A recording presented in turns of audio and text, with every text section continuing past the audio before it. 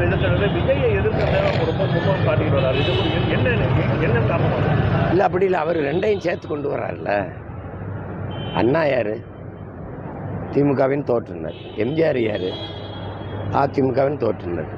ரெண்டுமே பிரச்சனைங்கிற ரெண்டையும் ஒன்றா தூக்கிட்டு வந்தால் அப்புறம் நீங்கள் சொல்லுங்கள் என்ன செய்யலான்னு என்ன சொல்லுங்கள்.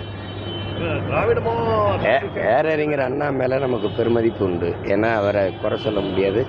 அவர் கஷ்டப்பட்டு வந்து 49 ஆரம்பித்து 67 ஆட்சியை கைப்பற்றி 1.5 ஆண்டுகள் தான் இருக்கிறார்.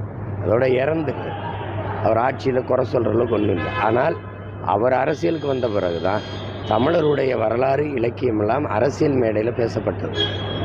அந்த பெருமை, அந்த நன்மை, அவர் மேலே அந்த நன்மதிப்பு தமிழ் மக்களுக்கு என்றைக்கும் மாறாது. அது அண்ணாவை வச்சுட்டா அண்ணா யாருன்னு ஒரு 1/2 மணி நேரம் பேசணும்ல. எம்ஜிஆரை வைக்கிறீங்க. நான் சொல்கிறேன், இந்த நாட்டில் கல்வியை மருத்துவத்தை தனியார் மயப்படுத்தின பெருந்தகை எம்ஜிஆர் தான். தமிழ் பயிற்று மொழியாக இருந்ததை மாற்றி ஆங்கிலத்தை பயிற்று மொழியாக மாற்றின பெருமகனும் அவர் தான். முல்லை பெரியாற்று அணை இருக்குல்ல, அதை பாதுகாக்கிற உரிமை எனக்கு இருந்தது. அதை கேரளாவுக்கு தாரை வார்த்து கொடுத்த பெருமகனும் அவர் தான். இதையெல்லாம் கொஞ்சம் பேசணும்ல.